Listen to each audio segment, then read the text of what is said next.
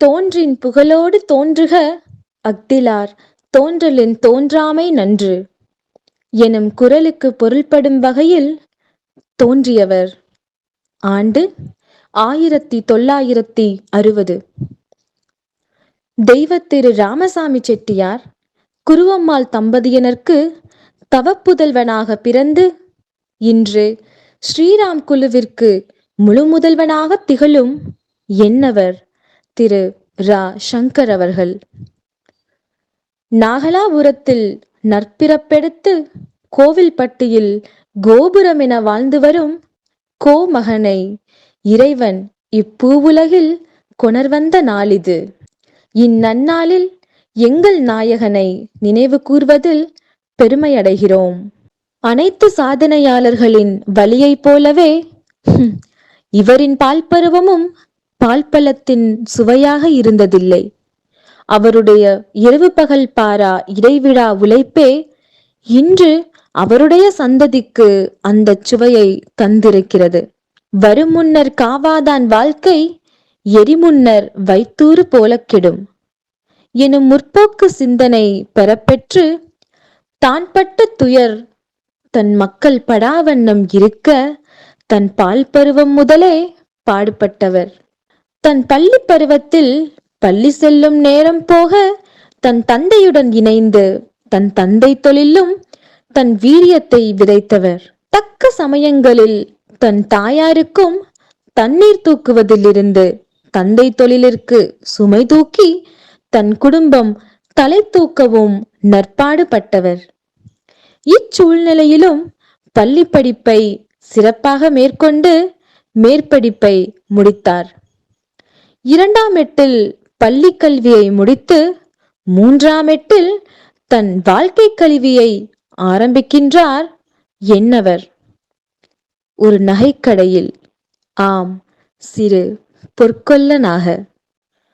தனது 13 வருட அயராத பயிற்சியும் இடைவிடா முயற்சியுமே அவருடைய மூலதனம். தனது அன்னியார் தனது குடும்பத்தின் மீது கொண்ட பற்றும் அரவணைப்பும் அவரை குடும்பத்தை முன்னின்று தலைமையேற்று அரவணைத்து நடத்தி செல்ல தூண்டுகோல் ஆயிற்று. 1986 அன்னியாரின் தமக்கையை தனக்குரியவளாக்கிய தருணம். ஆம், 1986 கல்யாணி அவர்கள் கல்யாண கோலத்தில் இவ்வுறவில் புகுகின்றார். கல்யாணியின் சிறு சீதனமே இன்றைய ஸ்ரீராம் ராஜ்யத்தின் மூலதனம். தான் கற்ற தொழிலும் தன் மீது கொண்ட நம்பிக்கையாலும் அச்சிறு மூலதனத்தை கொண்டு தனது சிறு ஸ்தாபனத்தை 1990 நிறுவினார் என்னவர். தனது விடாமுயற்சியாலும் வியாபார யுக்தியாலும் சொந்தங்களின் உழைப்பாலும் 2011 நகைக்கடை மாளிகையானது.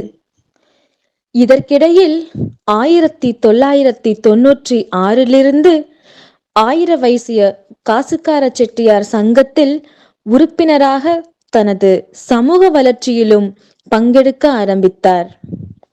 அதிகாரம் தகுதியுடையவரை தானே வந்தடையும். ஆம், 2006 சங்கத்தின் பொருளாளர் பதவி தன்னை தேடி வந்தது. 2006 முதல் 2012 வரை தன் சமுதாய சங்கத்தின் பொருளாளராக பதவி வகித்தார். அந்த காலகட்டத்தில் தன் சமுதாய மக்களுக்காகவும் தன் சமுதாய முன்னேற்றத்திற்காகவும் அரும்பாடுபட்டவர். 2006 தன் ஆயிர வைசியர் சங்கத்தின் பொருளாளராக மட்டுமின்றி நகைக்கடை தொழிற்சங்கத்தின் தலைவராகவும் பதவியேற்றார். தன்னை போல் சிறு முதல் போட்டு தொழிலாரம்பித்த சிறு தொழிலாளர்களுக்கும் முன்னோடியாகவும் தான் செய்யும் தொழிலில் நியாயமாகவும் திகழ்ந்து அனைவரையும் வழிநடத்தினார். அன்று தன் தொழிற்சங்கத்திற்கு வந்த இடையூறுகளையும் தடைகளையும் சுக்கு நூறாக உடைத்து இன்றும் வெற்றி கொண்டு நிற்கிறார் என்னவர். இந்த இரு பதவிகளையும் தன் இரு தோள்களில் சுமந்தார். 2012ஓடு அச்சுமை அவரை விட்டு விலகிவிடவில்லை. ஆம், 2018இல் அவரே மீண்டும் பொருளாளராக அனைவராலும் தேர்ந்தெடுக்கப்பட்டார். அன்றிலிருந்து இன்று வரை அப்பொறுப்பை சிறப்பே செயலாற்றுகிறார். அன்னச்சத்திரம் 1000 கட்டல், ஆலயம் 10,000 நாட்டல், இன்னையாவினும் புண்ணியம் கோடி அங்கோர் ஏழைக்கு எழுத்தறிவித்தல் என்பதற்கேற்ப வருடந்தோறும் ஏழை எளிய மாணவர்களுக்கு கல்வி உதவித்தொகை வழங்குவது, பள்ளி சீருடைகள் வழங்குவது, புத்தகங்கள் வழங்குவதை தனது வாடிக்கையாக கொண்டவர். ஈன்ற பொழுதின் பெரிதுவக்கும் தன் மகனை சான்றோன் என கேட்ட தாய் என்பதை நிரூபிக்கும் வகையில் தான் படித்த பள்ளிக்கு கலையரங்கம் அன்பளித்தார். தனது இல்லத் திருமணம் மட்டுமல்லாது தனது நிர்வாக ஊழியர் மற்றும் உதவி தேவைப்படும் தூரத்து சொந்தங்களின் திருமணத்தையும் தானே முன்னின்று நடத்தி வைத்தார். தன் சொந்தங்களுக்கு எப்போதும் ஓர் ஏணியாகவே இருப்பதில் பெரும் மகிழ்ச்சி அடைகிறார்.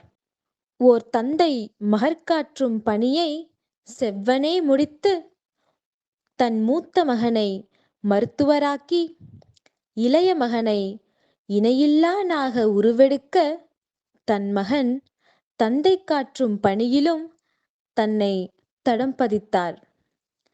இவ்வாறான புகழுக்கு உரியவரை இந்நிகழ்ச்சியின் மூலம் என்னவரை பல்லாக்கில் ஏற்றி கொண்டாடுவதில் பெரும் மகிழ்ச்சி அடைகிறது குருவம்மாவின் தலைமுறைகள்.